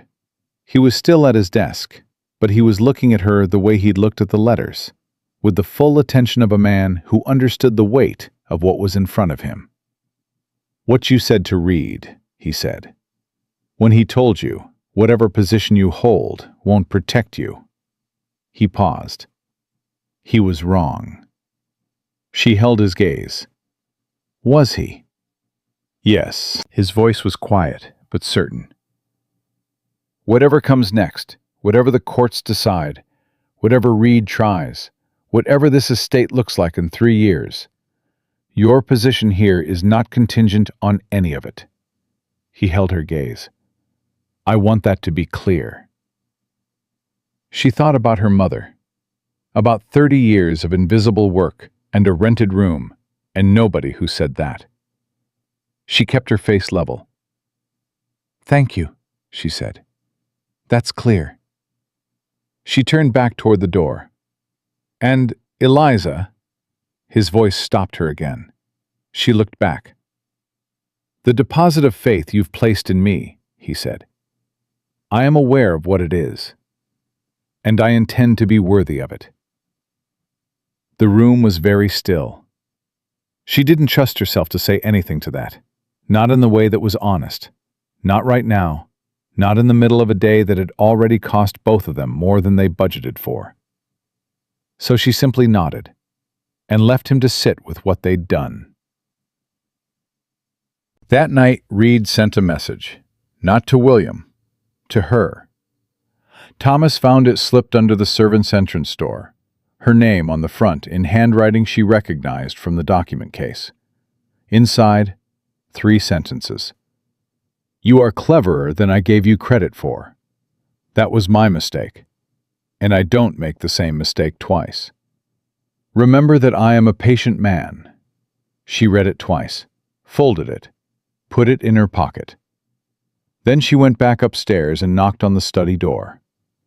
William was still at his desk. He looked up. She handed him the note without speaking. He read it. His expression didn't change. He set it down. "He wants you to be afraid," he said. "I know." "Are you?" She sat down across from him.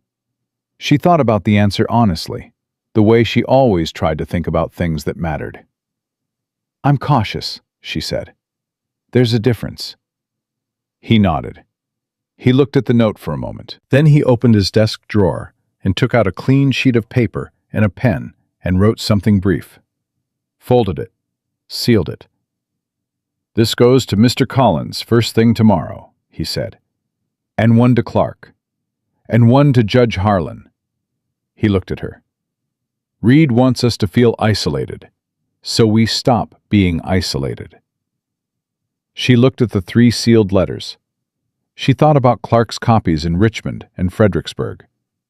She thought about the particular kind of safety that came not from hiding, but from being so visible that harm became too costly. "You're learning," she said.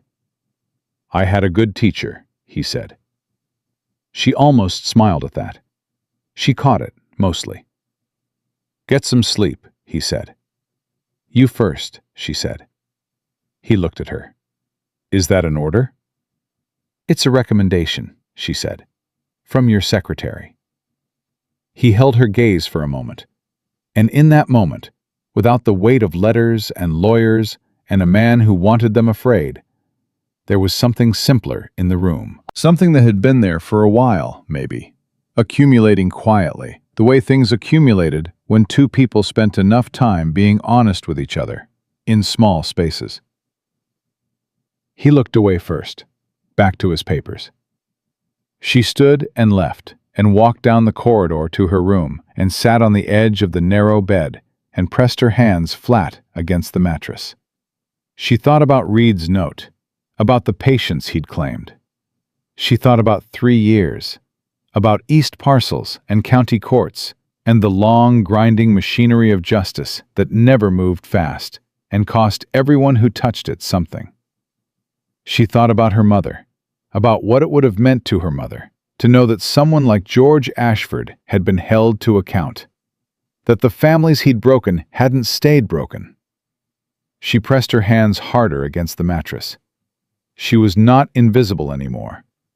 She wasn't sure, lying there in the dark of that summer night, whether that terrified her or freed her. Maybe it was both. Maybe, she thought, that was exactly what being brave felt like from the inside. The letter from Judge Harlan arrived on Monday. Not a response to William's, a separate inquiry entirely, dated 2 days before William had written to him. Someone had already spoken to the judge. Someone had already planted the first seed of this story before Eliza and William had decided to plant it themselves.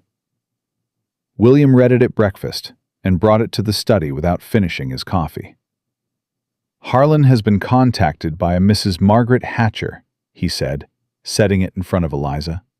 "Formally, through a Spotsylvania attorney.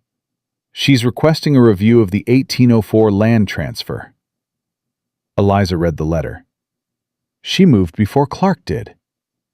She's been trying to move for years, apparently. This is the third formal inquiry she's filed. The first two were dismissed. William sat down. This one, according to Harlan's letter, has new supporting documentation. Eliza looked up. Where did she get supporting documentation? That, William said, is what I'd like to know. They looked at each other across the desk. Clark, she said. He said he left copies with a colleague in Richmond, William said. If that colleague knew Margaret Hatcher's attorney, then the story was already moving before Reed walked out of this room on Friday. She set the letter down. Clark didn't just prepare for what might go wrong. He prepared for what needed to go right. William was quiet for a moment.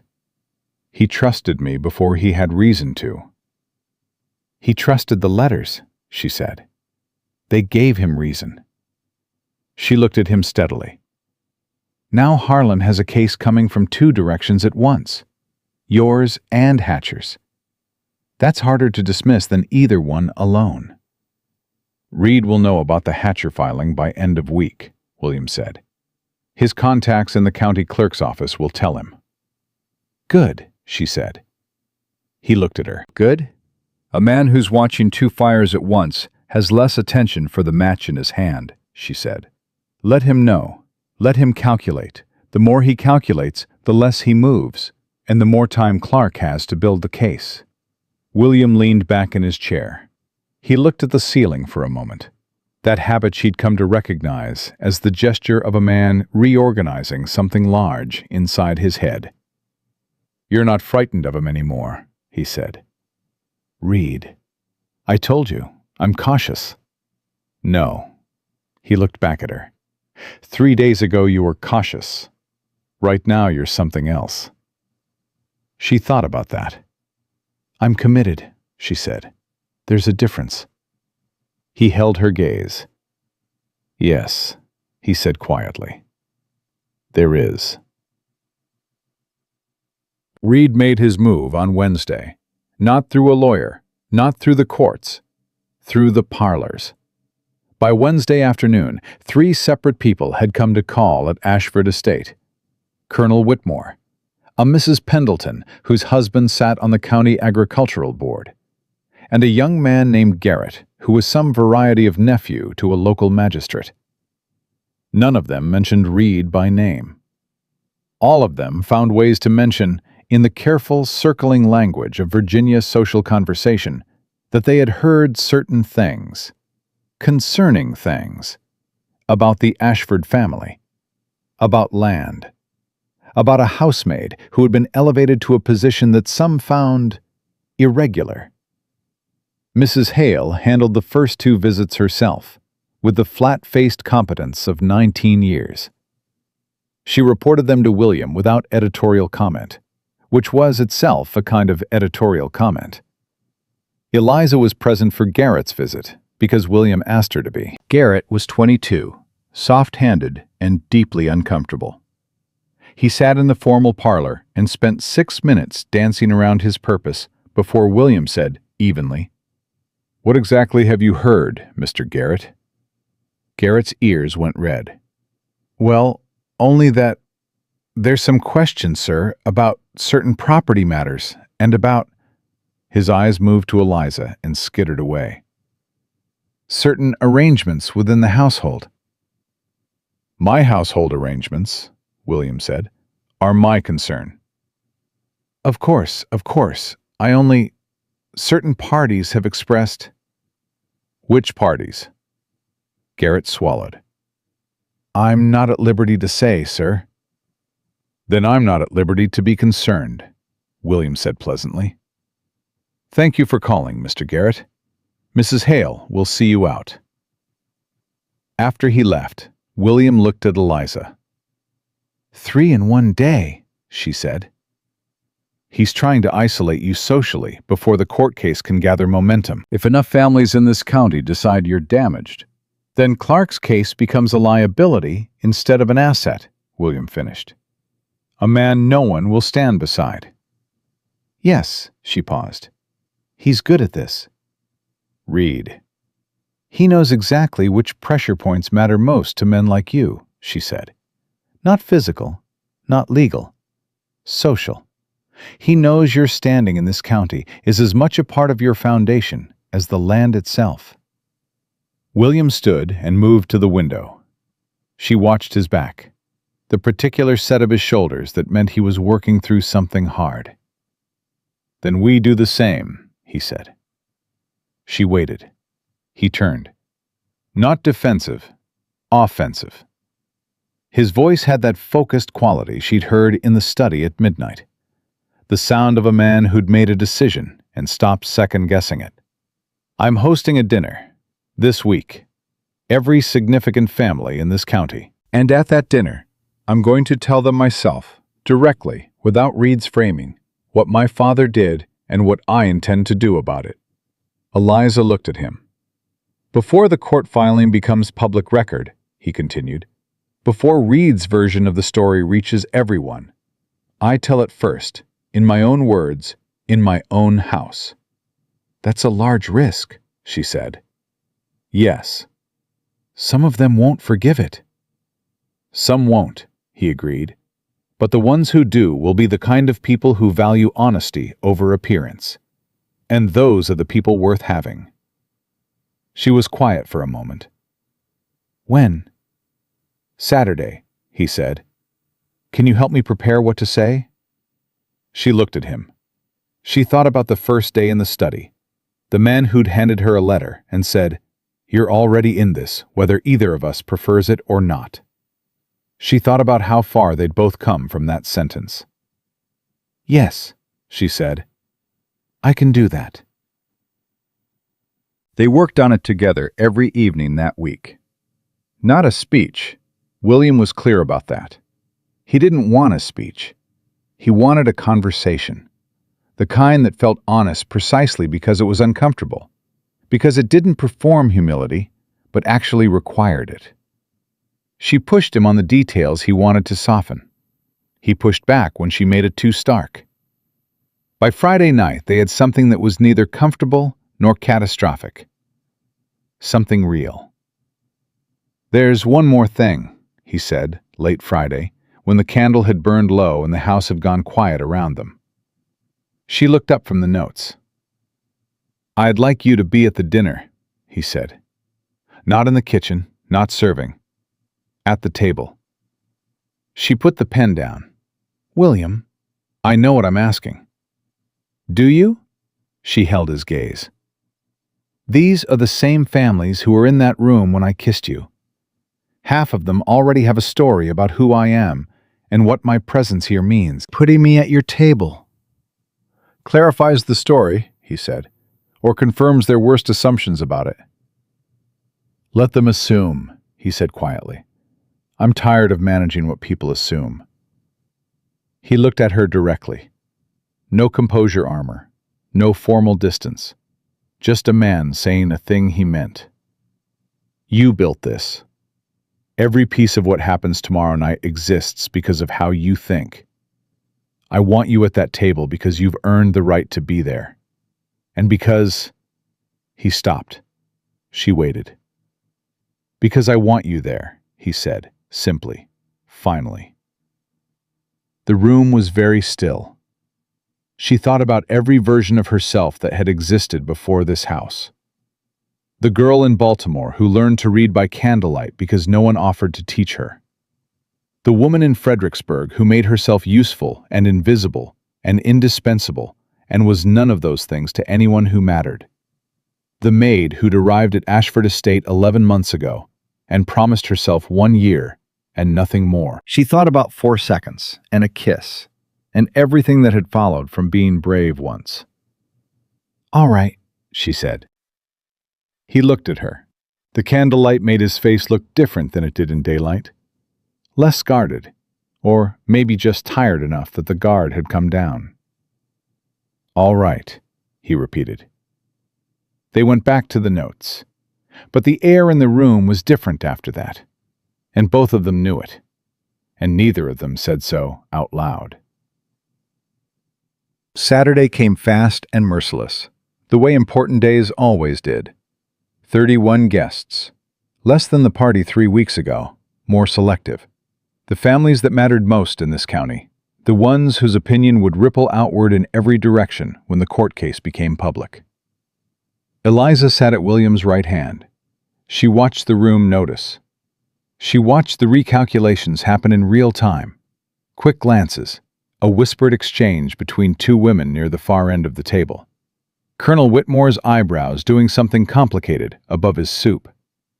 She sat straight and kept her hands easy and spoke when spoken to, and did not perform any version of herself that wasn't true. Mrs. Hale had dressed her. She hadn't offered. She'd simply appeared in Eliza's room that afternoon with a dress, pale blue, simple, appropriate, and said, without looking at her, "The green one you have makes you look like a housemaid. This one makes you look like someone who belongs at a table." Eliza had put it on without comment. After dessert was cleared, William stood. The table went quiet. He had that quality, the ability to still a room without raising his voice. She'd noticed it the first night. "I want to thank you all for coming," he said, "and I want to tell you why I asked you here, which is not the reason I gave in the invitation." He paused.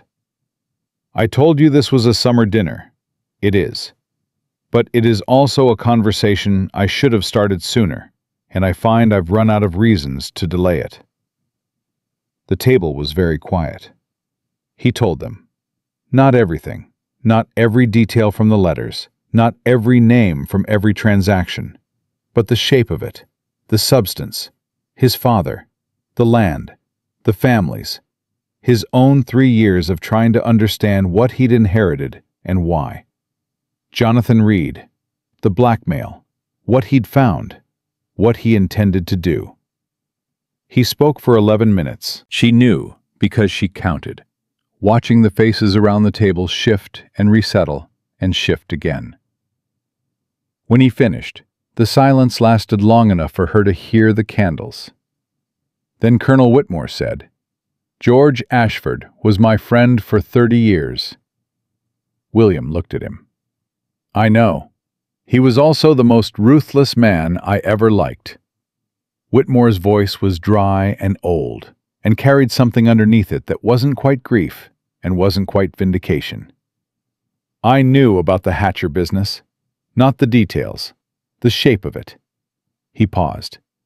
"I told myself it was none of my concern." "It wasn't your responsibility," William said. "No," Whitmore agreed. "But it also wasn't nothing." He looked around the table, then back at William. "What you're doing will cost you." "Yes. I want you to know," Whitmore said, "that some of us will stand by you while it does.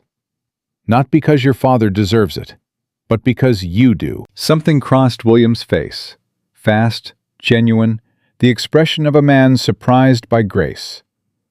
From the far end of the table, a woman named Mrs. Barlow, 60-odd, sharp-eyed, who'd sat through the entire dinner without saying a word, said, "I knew Sarah Hatcher, Margaret's mother. Lovely woman. She deserved better than what she got." She picked up her wine glass. "I think it's past time someone said so." The dinner did not become simple after that. 2 men at the far end made their excuses early. One woman barely spoke for the rest of the evening. But the room did not collapse. It did not turn. It redistributed. The people who would stand beside William finding their positions. The people who wouldn't finding the door. And the shape of what remained being smaller, but considerably more solid than what had existed before. Reed found out about the dinner by Sunday morning. His response arrived by midday. A formal letter this time, through a lawyer, citing William's cooperation with Thomas Clark's court filing as a breach of some private understanding that had never been committed to paper. William handed it to Eliza. She read it. "This has no legal weight," she said. "He's posturing." "I know." William sat across from her. "But look at the signature on the lawyer's letter." She looked. A firm in Richmond she didn't recognize. She looked at William. "You know this firm." "I know the partner," he said. "His name is Gerald Moss. He represented 3 land transactions in this county in 1806 and 1807. He held her gaze. 2 of them were Clark land. The room went still. "Reed's lawyer helped execute the original fraud," she said. "Which means Reed still has someone inside the legal system," William said. "Someone with records. Someone who can slow Clark's case, misdirect it, bury it in procedure for years if we let him." She put the letter down. Her mind moved fast through the implications. "Clark needs to know immediately." "I've already sent a rider." William's jaw was tight. "But there's something else. If Moss is involved, if he has records from those 1806 transactions, he may have documentation that Reed doesn't. Things that go beyond what my father wrote." "Things that implicate others," she said. "Yes." She leaned forward.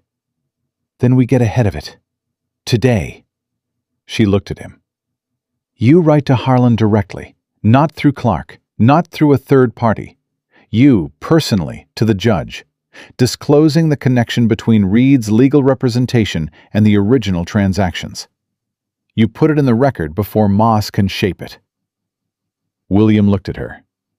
"If Moss finds out I've named him to the judge—" "He'll retaliate," she said. "Yes, but he'll retaliate from a defensive position. Right now he thinks he's invisible in this. The moment you name him, he stops being invisible, and everything he does after that is under scrutiny." She held William's gaze. "Reed's strongest weapon has always been that he knows more than you do. We take that away, one piece at a time." William was quiet for a full 10 seconds. Then he reached for the pen. She watched him write. His hand was steady, the hand of a man who'd stopped flinching. When he finished, he looked up. "You know this isn't over," he said. "I know." "Even after the court case, even after Reed loses the leverage he has, there will be consequences. Social, financial. The estate will—" "I know, William." He stopped. He looked at her. The pen was still in his hand, and the letter was on the desk between them. And outside, the summer afternoon sat heavy and golden through the windows, and did not care about any of it. "I don't want you to stay because of the position," he said. "I want to be clear about that." She met his eyes. "What do you want me to stay for?" He set the pen down. He stood. He came around the desk and stopped in front of her, close enough that she had to look up. And she did, steadily, the way she'd learned to look at things that mattered. "You know the answer to that," he said. Quiet, certain. "Say it anyway," she said. "I've spent most of my life having people assume I understood things they never bothered to say out loud. I'd like to hear it said." He looked at her for a moment. Something in his face was completely open, all the composure and careful management stripped away, leaving just the thing underneath, which was simpler and considerably more frightening, and exactly true. "I want you to stay because this house is different with you in it," he said. "Because I am different. Because I look at what we've built in 3 weeks, what you've pushed me to become, and I can't imagine going back to the man I was before you walked across that room." He paused. "I want you to stay because I—" Another pause, shorter this time. The pause of a man choosing accuracy over safety. "Because I love you. And I have for longer than I've known what to call it." The room was very still. She had known it was coming. She'd known the shape of it building for days, the way you knew weather was changing before the sky showed you anything. By the pressure, by the quality of the silence, by the particular way a person looked at you when they thought you weren't watching. She'd known. And still, hearing it said, She had to press her hands against the desk behind her. "I am a housemaid," she said, "from Baltimore, with no family name and no property and no—" "I know exactly who you are," he said. "I've known since the study 3 weeks ago. You are the clearest-eyed person I have ever met. You are braver than you give yourself credit for, and sharper than most people in this county will ever be. And you are the reason I'm still standing." He held her gaze. "I am asking you, plainly, directly, the way you've always asked me to say things. To marry me, not as a position, not as a reward, as a choice. One you make freely, knowing what it costs, knowing what it's worth." She looked at him. She thought about every small thing she'd ever wanted. Food, safety, a door that locked, a year that led to another year, the invisible life she'd built and rebuilt and kept losing. She thought about this, about Reed's letters and Thomas Clark's satchel and Mrs. Hale's gray dress and Colonel Whitmore's voice saying, "Some of us will stand by you." She thought about 4 seconds, a decision, a risk, a kiss, and everything that followed from being brave once. "Yes," she said. They were married in October. Not a large ceremony. That wasn't what either of them wanted. The families who had stood at Saturday's dinner stood at the wedding. Mrs. Hale stood in the front row with her hands folded and her expression giving nothing away, which was, Eliza had come to understand, exactly what affection looked like on her face. Thomas Clark came down from Richmond. He shook William's hand and looked at Eliza and said, "My father would have liked you." "I think I would have liked him," she said. The court case took 2 years. William lost the East Parcel. The Hatcher family recovered the land their grandfather had died trying to hold on to. The Morrow family received a settlement that wasn't enough and was still more than they'd been told they'd ever see. Thomas Clark filed for the Clark property separately, and that case ran 3 years more. And eventually, the county court ruled in his favor. And on the day that ruling came through, he wrote a letter to Eliza that said only, "My father can rest now." Jonathan Reed's lawyer, Gerald Moss, was disbarred in 1817 after Judge Harlan's formal inquiry. Reed himself relocated to South Carolina. He sent no more notes. He found, as Eliza had anticipated, that the cost of continuing to move against people who were no longer afraid of him was higher than he was willing to pay. Mrs. Hale retired in the spring of 1818. At her farewell dinner, she sat beside Eliza and said, without looking at her, "I told you he needed a convenient tool." "You did," Eliza said.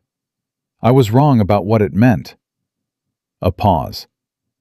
"I want you to know I've thought about that." "So have I," Eliza said. Mrs. Hale looked at her then, directly, the full weight of 19 years in this house in her eyes. "You did well," she said. "By him, by this place, by yourself." She looked away. "I was wrong to suggest otherwise." It was the most generous thing the woman had ever said to her. Eliza recognized it for what it was. "Thank you, ma'am," she said, and meant it completely. Years later, when people asked Eliza Ashford how her life had changed, and people did ask, because the story had a way of traveling, the way true stories did, out of parlors and into kitchens and across county lines until it became the kind of thing people told each other's daughters. She said the same thing every time. Not slowly, not with warning, not the way she'd always been told change came, gradual and manageable and safe. It came in 4 seconds. A room full of powerful men, a blade nobody else saw, a decision made before she had time to be afraid of it, and everything after, the letters, the court case, the cost, the love, the life she built on the far side of all of it, was simply the consequence of being brave once. Just once.